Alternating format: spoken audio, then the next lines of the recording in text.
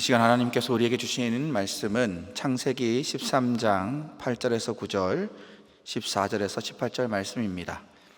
창세기 13장 8절에서 9절, 14절에서 18절 말씀 이제 제가 봉독합니다. 하나님의 말씀을 경청하십시오. 아브라함이 롯에게 이르되 우리는 한 친족이라 나나 너나 내 목자나 내 목자나 서로 다투게 하지 말자. 내 앞에 온 땅이 있지 아니하냐? 나를 떠나가라. 네가 좌하면 나는 우하고 네가 우하면 나는 좌하리라. 롯이 아브라함을 떠난 후에 여호와께서 아브라함에게 이르시되 너는 눈을 들어 너 있는 곳에서 북쪽과 남쪽 그리고 동쪽과 서쪽을 바라보라. 보이는 땅을 내가 너와 내 자손에게 주리니 영원히 이르리라. 내가 내 자손이 땅의 티끌 같게 하리니 사람이 땅의 티끌을 능히 셀 수 있을진데 네 자손도 세리라. 너는 일어나 그 땅을 종과 횡으로 두루 다녀보라. 내가 그것을 내게 주리라. 이에 아브라함이 장막을 옮겨 헤브론에 있는 마므레 상수리 수풀에 이르러 거주하며 거기서 여호와를 위하여 제단을 쌓았더라. 아멘. 오늘 창세기의 말씀은 아브라함과 롯이 함께 하기에는 어려운 상황이 되어서 헤어지는 내용을 담고 있습니다. 이 가운데 아브라함의 선택이 있고 롯의 선택이 있습니다. 그리고 하나님의 약속이 있습니다. 오늘 우리는 이 말씀을 통해서 아브라함과 롯의 선택의 결과 그리고 그 가운데서 하나님의 약속이 어떻게 우리의 삶과 연결되어지며 꽃 피어질 수 있을지 함께 나눠보면 좋겠습니다. 오늘 말씀의 내용에서 먼저 보아야 할 것은 이들이 왜 헤어졌냐는 것입니다. 우리 본문 6절에서 8절의 말씀을 함께 읽으면 좋겠습니다. 본문 6절에서 8절의 말씀입니다. 그 땅이 그들이 동거하기에 넉넉하지 못하였으니 이는 그들의 소유가 많아서 동거할 수 없었음이니라. 그러므로 아브라함의 가축의 목자와 롯의 가축의 목자가 서로 다투고 아브라함이 롯에게 이르되 우리는 한 친족이라 나나 너나 내 목자나 내 목자나 서로 다투게 하지 말자. 아멘. 아브라함이 롯을 떠나보낸 이유는 각자 서로의 소유가 점점 많아지자 함께 할 수 없게 된 것입니다. 서로의 목자들이 다툼이 일어나니 이것을 보고 아브라함이 이제 서로 독립하여서 각자의 길을 가는 것이 맞다고 생각하게 된 것입니다. 아브라함과 롯의 다툼이 아니라 각자의 소유된 자들의 다툼이었습니다. 둘의 관계가 문제였던 것이 아니라 어쩌면 자연스럽게 또 때가 되어서 서로의 길을 가게 되었다고 볼 수 있겠습니다. 누구 하나 자초한 상황이 아닌 자연스럽게 일어난 상황인 것입니다. 우리가 주목해야 할 것은 이러한 상황에서의 두 사람의 반응과 선택입니다. 아브라함은 롯에게 선택권을 넘겨줍니다. 본문 9절의 말씀을 제가 봉독하겠습니다. 내 앞에 온 땅이 있지 아니하냐? 나를 떠나가라.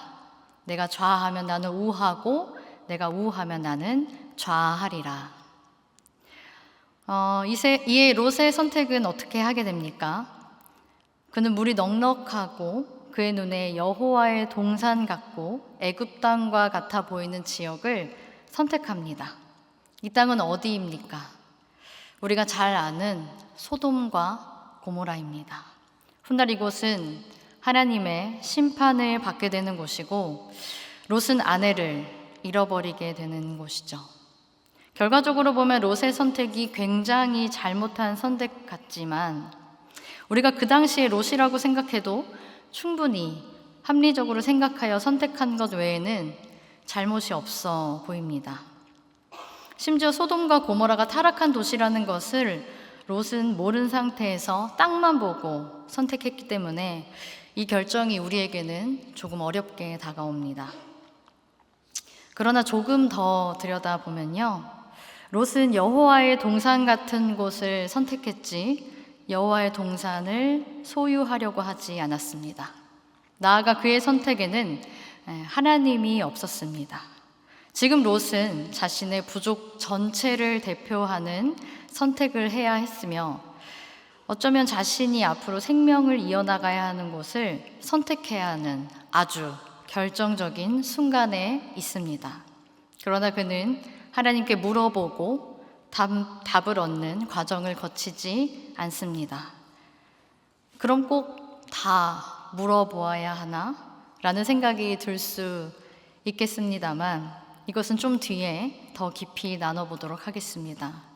어쨌든 롯의 선택은 하나님이 결여된 합리적인 선택이었다로 볼 수 있습니다. 그렇다면 아브라함의 선택을 보아야겠습니다. 아브라함은 어떤 선택을 했기에 그 중심에는 무엇이 있기에 하나님께서 찾아오셔서 복을 주시겠다고 약속하셨을까요? 아브라함은 선택권 자체를 내려놓는 선택을 했습니다. 아브라함의 결정에 대한 신학자들은 그가 양보하고 선택권을 내어주었다고 주장합니다. 그러나 몇몇 신학자들 중에 재미있는 의견들도 있습니다. 아브라함 또한 자신의 가족과 부족, 또 생명이 연결되어 있는 결정이기에 오히려 결정을 어린 롯에게 미루었다는 재미있는 의견입니다. 요즘 말로 회피형 인간이기에 그 결정을 롯에게 내어주었다라는 것이에요. 저는 개인적으로 어른이라면 롯에게 좋은 결정을 할 수 있도록 오히려 어떤 정보든 주었어야 하는 것이 아닐까라는 생각도 개인적으로 해보게 되었습니다. 그런데 만약 정말로 아브라함이 이러한 마음으로 롯에게 결정을 미루고 그리고 나서 막상 좋아 보이는 땅을 선택한 롯의 결정을 듣게 된다면 약간의 서운함이 남지 않았을까요? 선택을 미루었지만 배려가 없는 선택이라고 원망했을 것입니다. 어쩌면 속으로 이제 너는 나와 끝이다 라고 생각할 수도 있겠습니다. 아브라함이 롯에게 서운했을까에 대한 답은 이후에 아브라함의 행보를 보면 알게 됩니다. 롯이 아브라함을 떠난 뒤에 위기에 처해 있을 때 아브라함은 주저없이 자신의 개인의 소유의 군사들을 이끌고 롯을 구하러 갑니다. 아버지가 아들에게 달려가듯이 달려갑니다. 아브라함이 롯의 선택에 작은 서운함이라도 느꼈다면 이렇게 달려가지 못했을 거예요. 본문은 아브라함의 선택은 아브라함의 회피도 거부하고 서운함도 거부합니다. 그리고 온전히 결정적인 순간에 자신의 선택권을 내어주는 그러한 선택을 하는 사람으로 말하고 있습니다. 오히려 조카인 롯을 한 사람으로, 한 인격으로 그의 선택을 존중하며 평등한 관계 속에서 내어줌을 선택합니다. 정말 그가 무엇을 선택하든지 괜찮은 것입니다. 우리의 인생에도 자연스럽게 일어나는 결정의 순간들이 있습니다. 우리가 자처하지 않았지만 때가 되어서 자연스럽게 선택해야 하는 순간들이 찾아옵니다. 그러한 순간에 오늘 말씀처럼 롯과 아브라함의 선택과 또 그에 따른 결과를 보면서 우리는 어떻게 선택을 해 나가야 하는 것일까요? 롯처럼 선택하면 안 될까요? 왜 안 될까요? 또 아브라함처럼 그저 내어주기만 하는 선택을 해야 될까요? 그것만이 답일까요? 이에 대한 답은 아브라함과 롯의 선택 이후에 나타나신 하나님의 약속 안에서 발견할 수 있습니다. 오늘 본문 14절에서 17절의 말씀을 함께 보도록 하겠습니다. 14절에서 17절의 말씀을 함께 읽도록 하겠습니다. 롯이 아브라함을 떠난 후에 여호와께서 아브라함에게 이르시되 너는 눈을 들어 너 있는 곳에서 북쪽과 남쪽 그리고 동쪽과 서쪽을 바라보라. 보이는 땅을 내가 너와 내 자손에게 주리니 영원히 이르리라.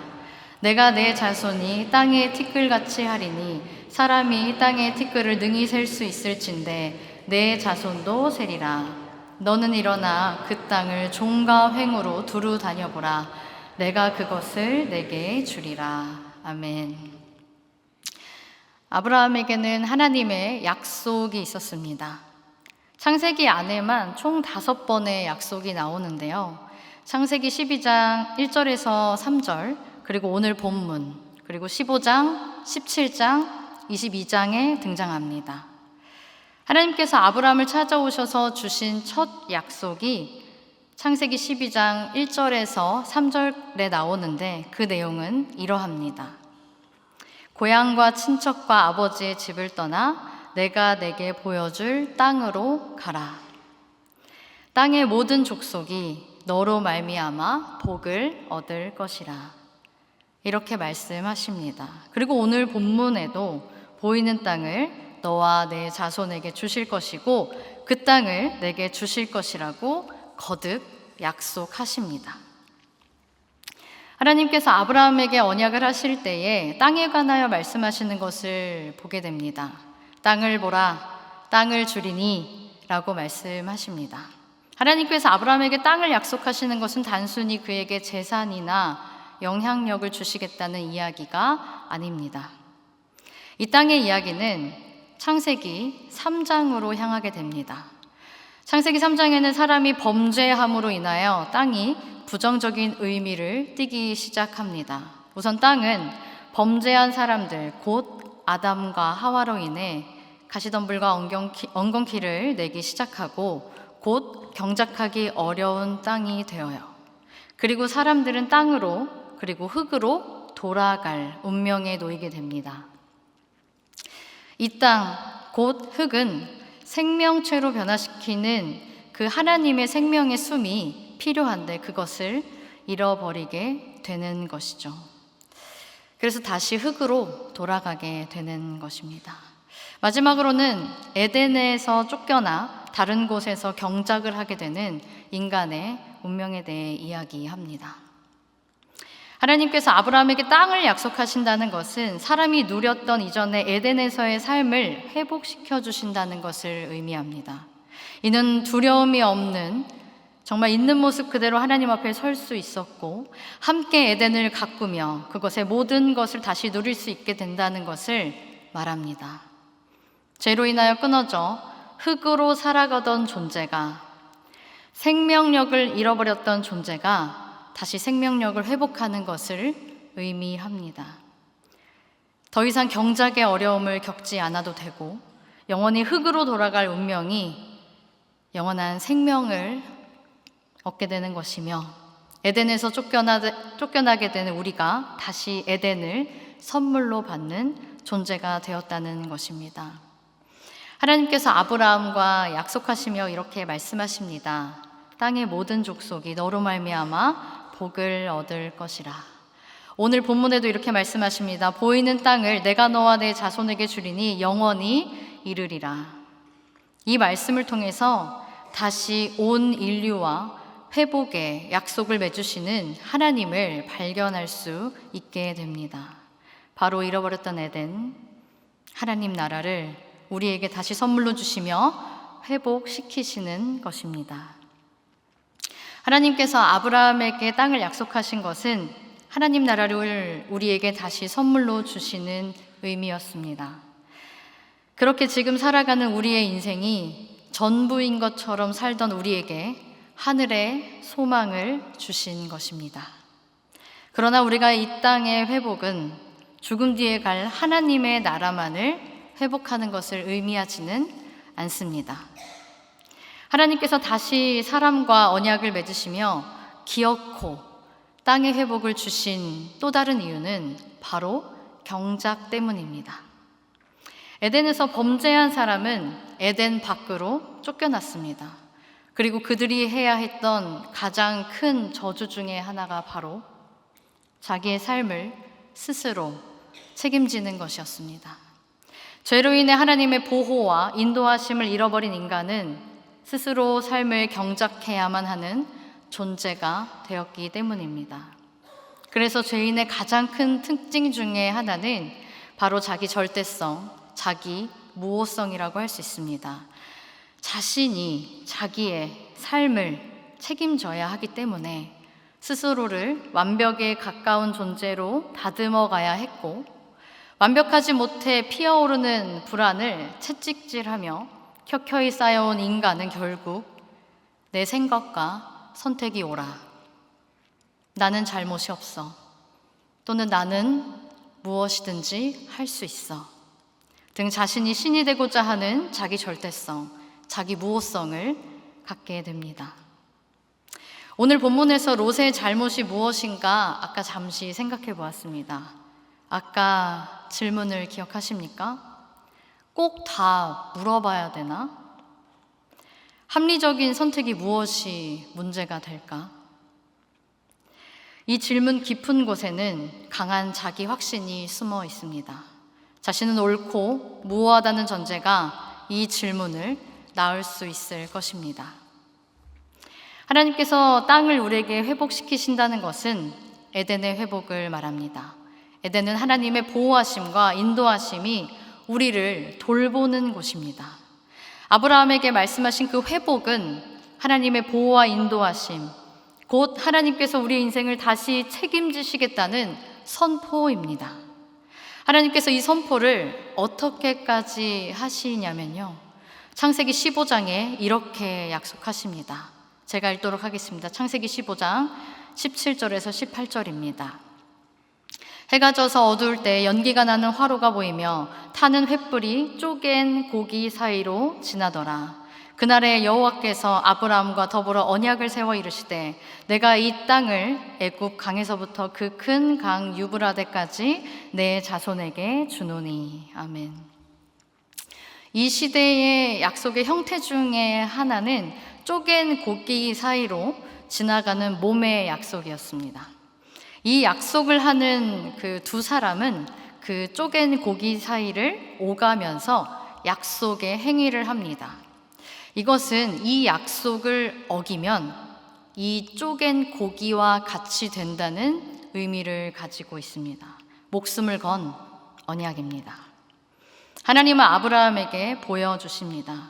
쪼갠 고기 사이를 횃불처럼 지나시면서 땅의 회복, 하나님 나라의 회복, 하나님의 보호하심과 책임지심을 약속하십니다.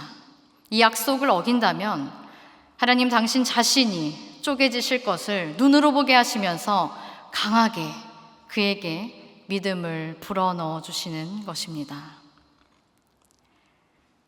사랑하는 소망의 성도 여러분, 그렇다고 해서 저는 아브라함을 영웅처럼 이야기하고 싶지는 않습니다. 그도 하나님의 반복적인 약속과 만남을 통해 믿음의 조상으로 거듭난 것입니다.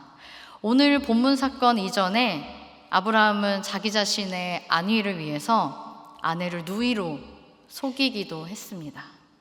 그러나 하나님의 약속이 거듭될수록 그는 깨닫습니다.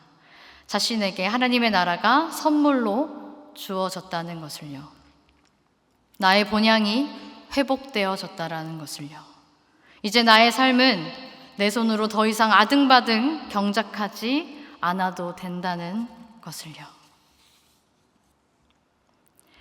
아브라함은 하나님을 믿음으로 친족과 아버지를 떠나 길을 떠난 사람이었습니다. 그 길에서 많은 일들을 겪게 되었고 오늘 본문의 사건도 그 길 위에서 일어난 일입니다. 어디로 가야 할지, 어떻게 해야 할지 한 치 앞도 모르는 인생이라는 길 위에서 아브라함은 항상 분별하고 고민하고 선택했어야 했을 것입니다. 때로는 부끄러운 선택을 하기도 하고 어리석은 선택을 하기도 했지만 하나님의 신실하게 찾아오심과 신실하게 그의 인생을 견인하심으로 아브라함은 약속의 사람, 믿음의 조상이 됩니다. 특별히 자신을 내어주시면서까지 약속을 이루시겠다, 그 약속을 하신 하나님의 놀라운 결단을 눈앞에서 목도하며 그 언약을 가슴에 새기고 믿음을 지켜나갔을 것입니다. 이 하나님이 오늘 우리의 하나님이십니다.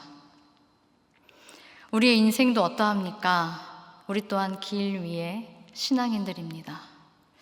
하나님은 우리를 살리시고 회복시키시는 분이라 믿으며 우리는 살아가지만 여전히 하나님으로부터 끊어졌던 죄의 본성을 끊어내지 못하고 자기 절대성, 자기 무호성으로 허우적거리며 살아가기도 합니다.